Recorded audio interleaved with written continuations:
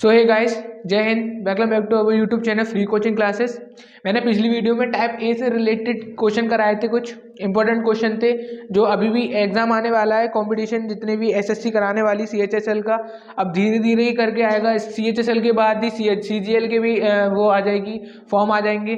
ठीक है, तो सीएचएसएल के फॉर्म भरने की जो लास्ट डेट है वो 7 मार्च है। मैं आपको हर वीडियो में बता रहा हूँ ताकि कोई भूल ना जाए। ठीक है, और एंड टाइम पे मत भरना, क्योंकि एंड टाइम पे भरोगे तो फिर वेबसाइट जो साइट होती है वो कभी कभार क्या होती है, ओवर कैश हो जाती है। ठीक है, जिससे हमारा फॉर्म कभी कभार रिजेक्ट भी कर दिया जाता है।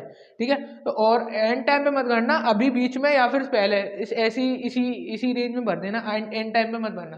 ठीक है, तो अब स्टार्ट करते हैं आज का पहला क्वेश्चन टाइप ए से रिलेटेड का। थोड़ा डिफरेंट क्वेश्चन है, दोनों अलग अलग क्वेश्चन है, दोनों अलग अलग टाइप के क्वेश्चन है, लैंग्वेज दोनों की अलग अलग है। ठीक है, और मैं यहाँ पर मैं सारे क्वेश्चन, सारे जितनी भी लैंग्वेज बन सकती है क्वेश्चनों की मैं कराऊंगा, हर टाइप में अलग अलग कराऊंगा। ठीक है, तो देखते हैं, मैंने टाइप ए से रिलेटेड जो क्वेश्चन कराए थे पिछले। ठीक है, अब देखते हैं अगले क्वेश्चन। अगले क्वेश्चन में मैं ये देखता हूँ, अगला क्वेश्चन देखता हूँ। 10,000 रुपए की राशि का कुछ भाग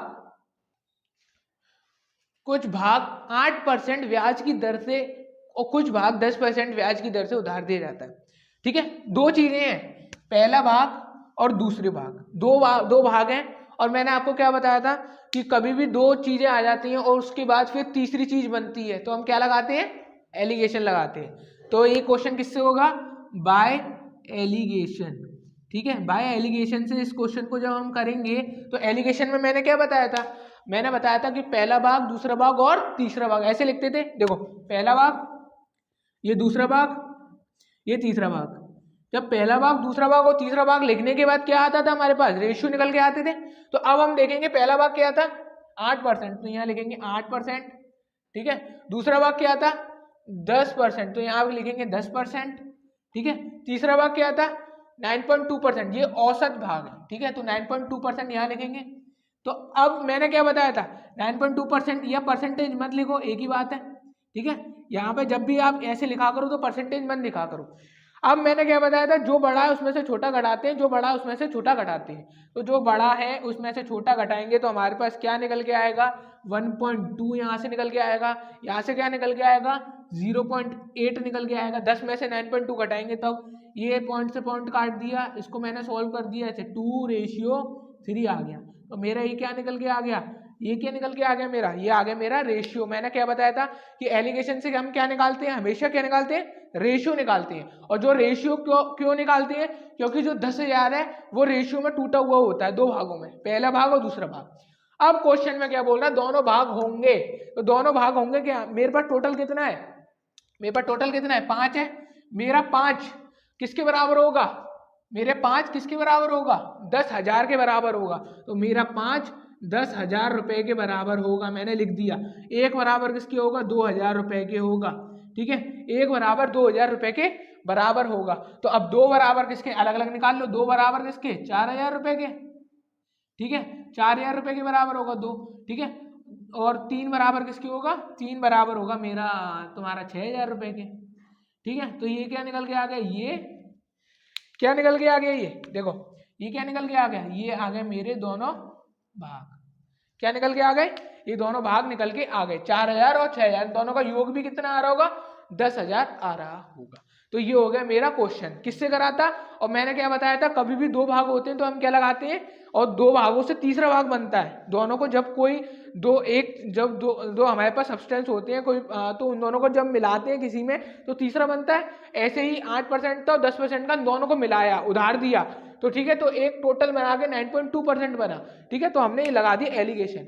एलिगेशन मैंने आपको पिछली भी वीडियो में बताया है, प्रॉपर से बताया। ठीक है, और इसका एक नया चैप्टर भी है जो आगे आएगा, सिंपल इंटरेस्ट कंपाउंड इंटरेस्ट के बाद आएगा जो चैप्टर एलिगेशन एंड मिक्सचर का, तो मैं उसको और डिटेल से बताऊंगा आपको। ठीक है, तो ये हो गया 2:3। अब अगले क्वेश्चन की ओर देखेंगे, किस वार्षिक प्रतिवर्ष की दर से, प्रतिशत की दर से किसी राशि का 10 वर्षों का SI 2/5 है। देखो, अब SI 2/5 का मतलब क्या हो जाएगा, मैंने आपको क्या बताया था कि हम क्या देखते हैं, सबसे पहले क्वेश्चनों में R देखते हैं और N देखते हैं। तो अब मेरे को क्या है, किस वार्षिक प्रतिवर्ष की दर से पूछा है, तो मैंने R मान लिया, R परसेंट, R मान लिया R, ये मेरा R हो गया। ठीक है, क्या हो गया, R हो गया। आर मेरा कितना आ गया, आर मेरा कितना आ गया, ये आर मेरा कितना आ गया, ये आ गया। ठीक है, तो 10 किस राशि का 10 वर्षों का, तो 10 वर्षों का मतलब हो गया एन का मान कितना आ गया, 10 वर्ष आ गया। ठीक है, अब मैंने क्या बताया था कि कोई भी क्वेश्चन आता है तो हम क्या देखते हैं उसमें आर और एन, तो आर मल्टीप्लाई एन करेंगे। ठीक है, तो आर मल्टीप्लाई एन करेंगे तो आर बटे 100, आर परसेंट यहाँ लिख लो, आर बटे 100 मल्टीप्लाई बाय एन, तो आर एन अपॉन 100 ये आ जाएगा। तो ये क्या आता है हमारा, मैंने क्या बताया था, ये क्या आता है, एसआई इंटरेस्ट और प्रिंसिपल अमाउंट का रेशियो, यही तो होता है। ये क्या होता है इसमें, ये होता है हमारा एसआई सिंपल इंटरेस्ट, और ये क्या होता है प्रिंसिपल अमाउंट यानी कि पीए, एसआई और पीए का रेशियो। लेकिन एसआई उस राशि का एसआई 2/5 है, एसआई और मूलधन का रेशियो है यहाँ पे, एसआई और मूलधन का ratio, SI divide by P principal amount का रेशियो, ये है क्वेश्चन। राशि का 10 वर्षों का एसआई और मूलधन का रेशियो 2/5 है। ठीक है, तो 2/5 का मतलब क्या हो गया, एसआई और मूलधन का रेशियो यही है और एसआई मूलधन का रेशियो यही है, तो 2/5 यहाँ कर सकते हैं, कर दिया, 2/5 हो गया। ठीक है, तो अब मैं इसमें एन का मान लगा दूंगा, आर का मान हमसे पूछा है और फिर हम देखते हैं आगे। तो अब जब इस क्वेश्चन को जब इसको सॉल्व करेंगे तो आर का मान हमें पता नहीं, एन का मान 10 हो जाएगा बटे 100 हो जाएगा बराबर 2/5 हो जाएगा, यही होगा। 10 से 10 काट देंगे। अब मुझे क्या चाहिए यहाँ पे, अब मुझे यहाँ से 2 काट दूंगा, 5 से 2 बार, आर का मान कितना आ जाएगा, आर का मान आ जाएगा 4%।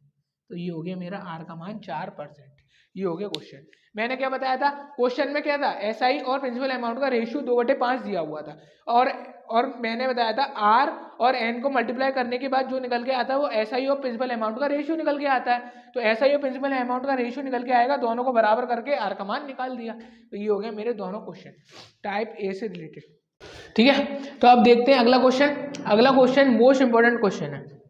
ठीक है, कह रहा है कि 1750 रुपए की राशि 2 भागों में इस प्रकार विभाजित होती है कि पहले भाग पर 8% की दर से वार्षिक एसआई और दूसरे भाग पर 6% की रेट से एसआई बराबर है।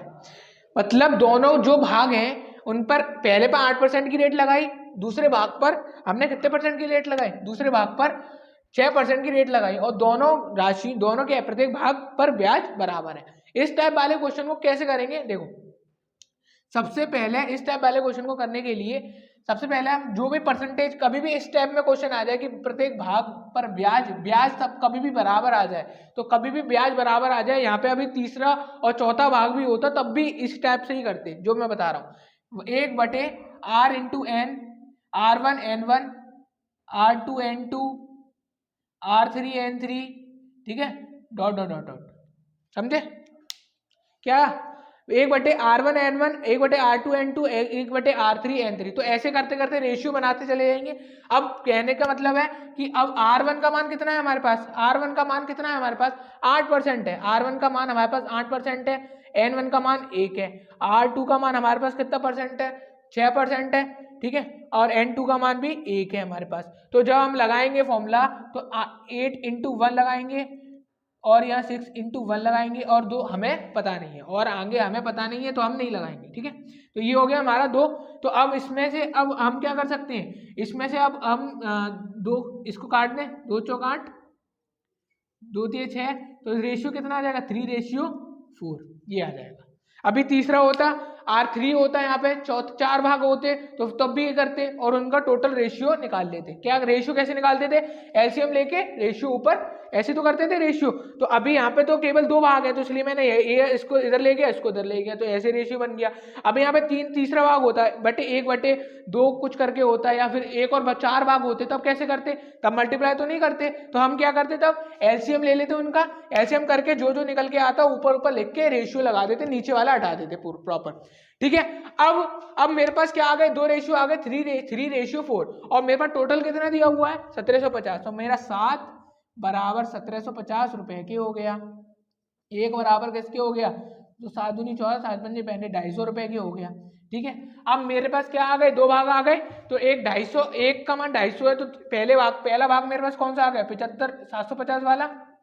ठीक है, दूसरा भाग कितना आ गया मेरा 1000 वाला, तो ये मेरे पास 2 भाग आ गए। ठीक है, और प्रत्येक भाग का ब्याज निकालना है, तो प्रत्येक भाग का ब्याज तो बराबर था, प्रत्येक भाग की ब्याज तो बराबर थी, तो 1 का निकाल लेंगे 2 मिनट। तो 1 का निकालेंगे जब, तो 750 इंटरेस्ट निकालेंगे पहले भाग का, तो 750 का कितने की रेट से, 8% की रेट से 1 साल का निकालेंगे।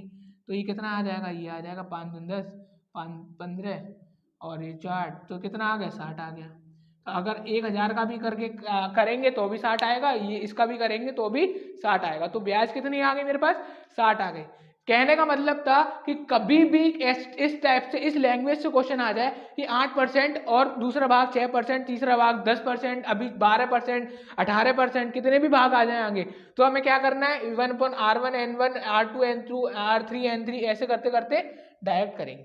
इसको एक तरीके से और कर सकती है, लेकिन वो तरीका केवल 2 के लिए अप्लाई हो सकता है, छोड़ो वो तरीके को, ठीक है। ये है मेरी शॉर्ट ट्रिक, ये करने का तरीका शॉर्ट ट्रिक, ठीक है। ये हो गया, तो ये हो गया क्वेश्चन, ठीक है। तो अब देखते हैं अगला क्वेश्चन। अगला क्वेश्चन जो है इंपॉर्टेंट भी है और थोड़ा डिफरेंट भी है, ठीक है। तो अब क्वेश्चन में बोल रहा है कि 1550 रुपए की धनराशि का कुछ भाग 5% तथा शेष भाग 8% की एसआई से दिया, 3 वर्ष बाद उसे 300 ब्याज के रूप में प्राप्त होते हैं। तो 5% पर और 8% पर दी गई राशि का अनुपात आ रहा है, तो हम क्या लगाएंगे, एलिगेशन लगाएंगे। और एलिगेशन इसमें थोड़ा डिफरेंट लगेगा। सबसे पहले हमें क्या, पहला भाग तो पता है, दूसरा भाग पता है, लेकिन हमें तीसरा भाग नहीं पता है, तीसरा भाग हमें नहीं पता है। तो सबसे पहले हम क्या निकालेंगे, तीसरा भाग।